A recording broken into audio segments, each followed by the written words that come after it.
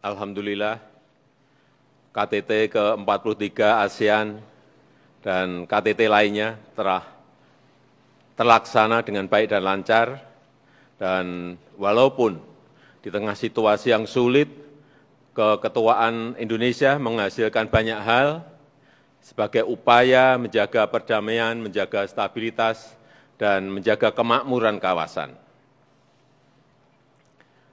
Di forum memang saya sampaikan bahwa setiap pemimpin yang hadir punya tanggung jawab yang sama-sama besar untuk tidak menciptakan konflik baru, untuk tidak menciptakan ketegangan baru.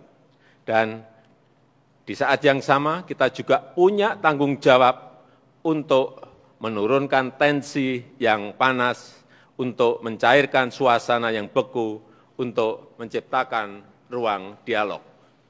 Saya pastikan dunia ini akan hancur jika konflik dan ketegangan di suatu tempat dibawa dan dijadikan tarik-menarik di tempat lain. Jika kita tidak mampu mengelola perbedaan, kita akan hancur. Jika kita ikut-ikutan terbawa arus rivalitas, kita akan hancur. Dunia ini butuh jangkar, butuh penetral, butuh safe house.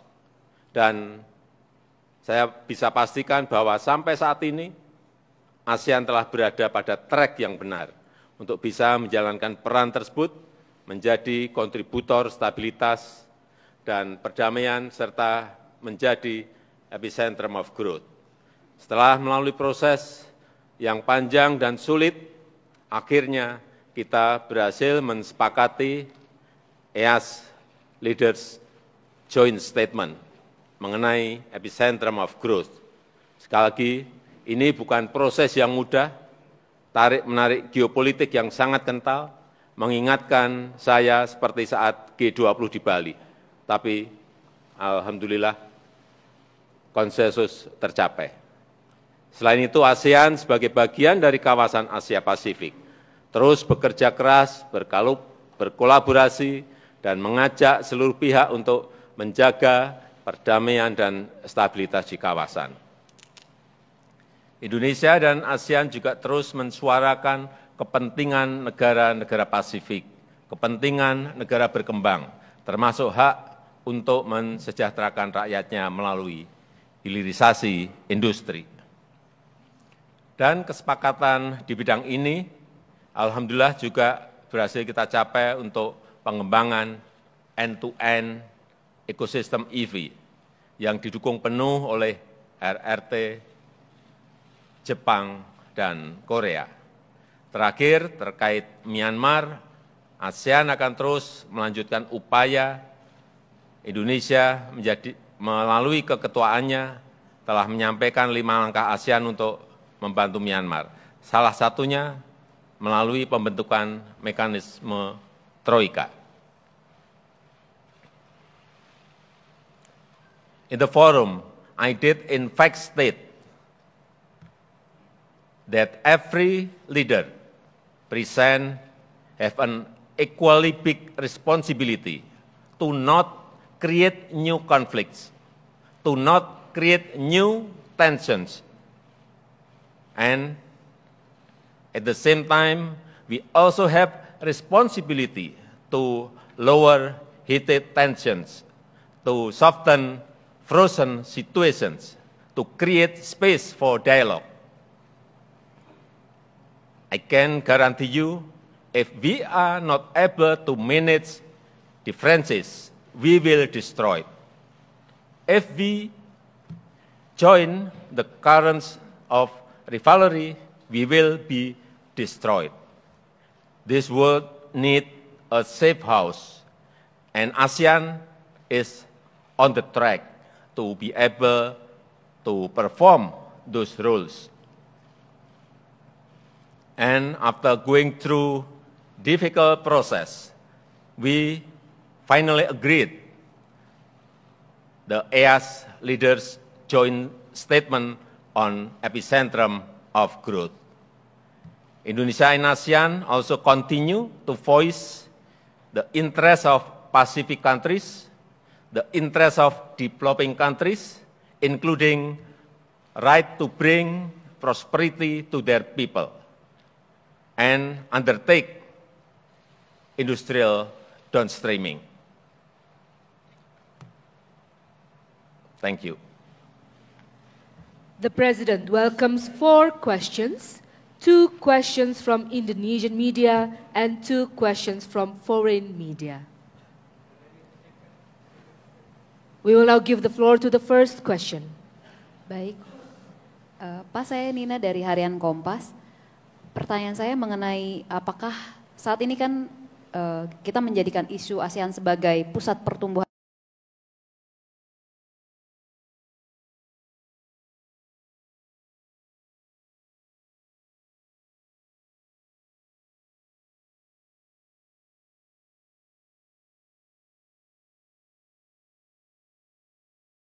atau mereka tetap mendorong agenda masing-masing. Dan juga mengenai Bapak bilang bahwa bagaimana kita mengharapkan para pemimpin ASEAN dan negara-negara mitra itu tidak menciptakan ketegangan baru dan menurunkan tensi. Bagaimana tanggapan dan bagaimana para pemimpin negara ASEAN ini dan negara-negara mitra ini bisa menerapkannya secara konkret. Terima kasih, Pak.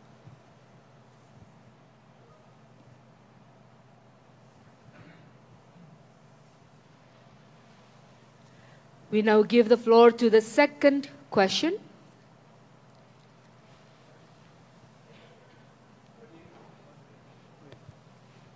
Selamat sore, Pak. Saya Akbar Evandio dari Bisnis Indonesia. Mohon izin bertanya. Terkait dari komitmen yang dihasilkan dari KTT ASEAN kali ini, kira-kira apa yang akan dibawa oleh Indonesia di KTT G20 India mendatang? Serta sebenarnya apa sih manfaat yang konkret yang bisa dirasakan oleh masyarakat terkait dengan penyelenggaraan KTT ini? Terima kasih.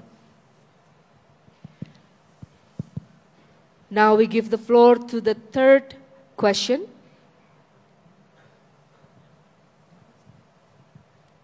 Selamat sore, Bapak President. I'm Jessica Washington from Al Jazeera. A lot has been said about the 5-point consensus and the lack of progress in the implementation of that plan. Do you feel that that reflects on the effectiveness of ASEAN as a whole? It's not only the responsibility of the authorities in Myanmar, but ASEAN as a bloc? And do you feel that perhaps this lack of progress reflects poorly on the relevance of ASEAN? Thank you. And now to the fourth and last question. Selamat sore Bapak Presiden, saya Erwida dari Nikkei Asia. Yang ingin saya tanyakan, menurut pandangan Bapak, pencapaian yang paling penting dari segi kerjasama ekonomi sepanjang perhelatan ASEAN Summit dan East Asia Summit ini apa saja dan boleh dijelaskan alasannya, Pak? Terima kasih.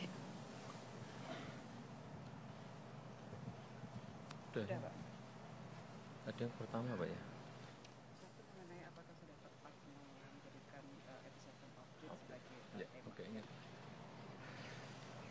Ya, tadi pertanyaan yang pertama mengenai apakah epicentrum of growth itu sudah tepat, mengingat masih ada urusan Myanmar.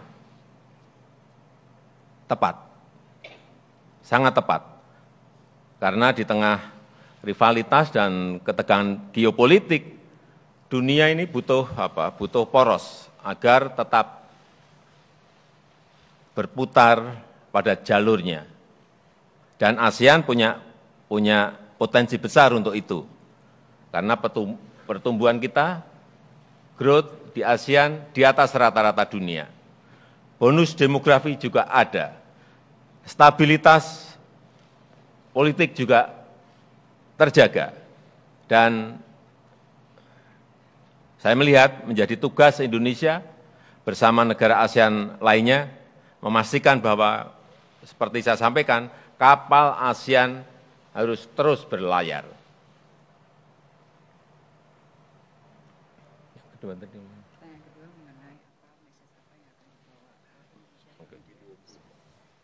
Ya, besok siang saya berangkat ke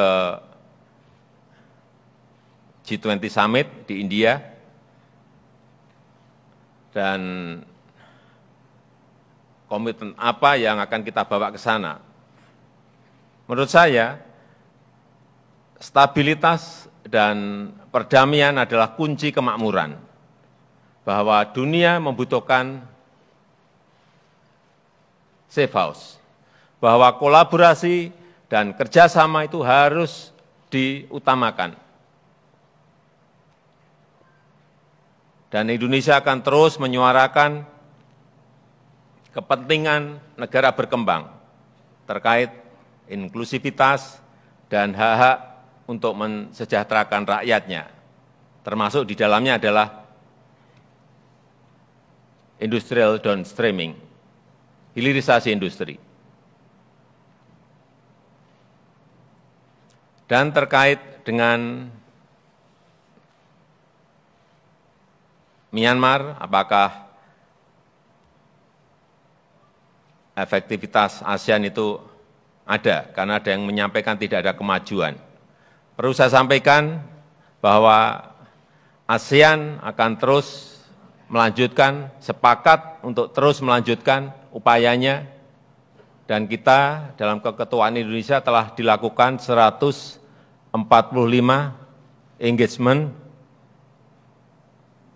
dengan 70 stakeholders, dan kita melihat sudah mulai muncul trust di antara para stakeholder.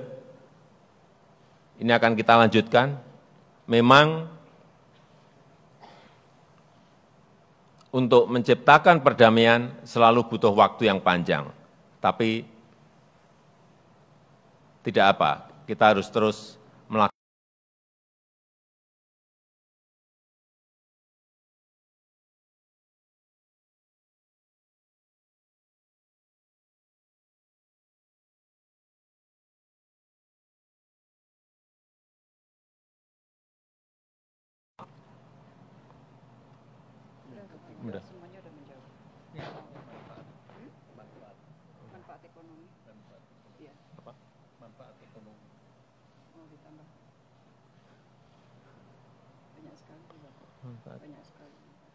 Tadi ada yang menyampaikan mengenai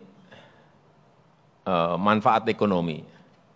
Ada banyak keputusan yang sudah dihasilkan, termasuk tadi yang sudah saya sampaikan, deklarasi EAS mengenai epicentrum of growth, kemudian pengembangan ekosistem EV baterai, kemudian juga percepatan pelaksanaan regional cross-border payment dan local currency transaction untuk pelaksanaan ASEAN Indo-Pacific Forum yang telah menghasilkan, ini konkret, menghasilkan 93 proyek senilai 38,2 miliar US dollar.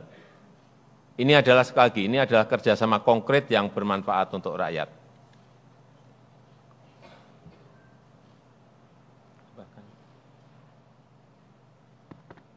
Bapak Presiden, teman-teman media, saya hanya ingin menambahkan beberapa hal dari capaian-capaian bidang ekonomi.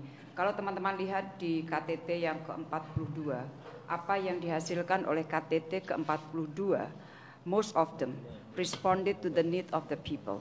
Misalnya mengenai masalah proteksi migrant workers, kemudian proteksi APK, membuat jejaring desa, kemudian One Health Initiative. Kemudian yang disampaikan Bapak Presiden tadi adalah membangun ekosistem EV di antara ASEAN. Dan di KTT 43 ini apa yang sudah disepakati ASEAN di KTT 42 kemudian diterjemahkan dengan kerjasama dengan para mitra kita. Makanya di APT ASEAN Plus 3 muncul kerjasama antara ASEAN and Plus 3 ROK Japan China mengenai pembangunan ekosistem EV. Dan masih banyak lagi, antara lain adalah selama keketuaan Indonesia, pilar-pilar yang dapat mendukung epicentrum of growth diperkuat semuanya. Misalnya ketahanan pangan, ketahanan energi, kesehatan, dan tadi Bapak Presiden sudah mengatakan mengenai masalah keuangan. Yang kedua yang ingin saya tambahkan dari apa yang disampaikan Bapak Presiden, tadi ada pertanyaan mengenai masalah apakah pada saat Bapak meminta menyampaikan mengenai pentingnya kita menjadi bagian dari upaya menciptakan stabilitas dan keamanan perdamaian, Bapak Presiden di dalam pidatonya menyampaikan bahwa semua dari kita menyampaikan pentingnya perdamaian dan stabilitas. Yang diperlukan adalah bahwa kita betul-betul melakukan apa yang kita inginkan. Karena setiap orang mengatakan begitu berarti bahwa kita semua menginginkan itu. Sekarang tinggal bagaimana kita mencapai apa yang kita inginkan. Jadi itulah yang disampaikan Bapak Presiden, dan sebagai ilustrasi atau informasi bagi teman-teman, kalau di Bali sebelum kita memulai KTT, dokumen negosiasi terhadap deklarasi sudah bisa dibungkus. Di sini tadi 5 menit sebelum EAS dimulai, kita baru bisa menyelesaikan semuanya. Dan sekali lagi di tengah perbedaan yang tajam, yang lebar, masih ada harapan, masih ada optimisme untuk bekerja sama. Dan deklarasi yang dihasilkan sekali lagi mengenai epicentrum of growth yang manfaatnya adalah untuk ratusan juta orang di Asia Tenggara dan beyond. Terima kasih. Terima kasih, izin Pak Presiden. Jadi yang salah satu juga yang menjadi andalan daripada epicentrum of growth itu adalah Digital Economy Framework Agreement. Jadi ini adalah master plan yang dibuat di kepemimpinan Indonesia, di mana Digital Economy Framework Agreement itu mencakup sebuah perjanjian yang sangat dalam mengenai digitalisasi, termasuk digital talent, kemudian digital ID, cyber security, retraining, reskilling, infrastruktur, interoperability di ASEAN. Kalau tanpa ini ekonomi digital di ASEAN diperkirakan tahun 2030 adalah 1 triliun. Nah, ini bisa meningkat menjadi 2 triliun. Nah, target perjanjian ini diharapkan akan diselesaikan di tahun 2025 dan draftingnya sudah disiapkan dan Thailand bertugas untuk mengikuti ini sampai 2025. Kemudian terkait dengan ketahanan energi, dikaitan dengan renewable energy, salah satu yang juga dijadikan Leaders Declaration adalah interkonektivitas daripada energi. Di dalamnya kita memperkuat Trans-ASEAN Power Grid. Kemudian yang terkait dengan di sektor keuangan, kita punya Chiang Mai Initiative, sekarang ada 240 billion melalui ADB.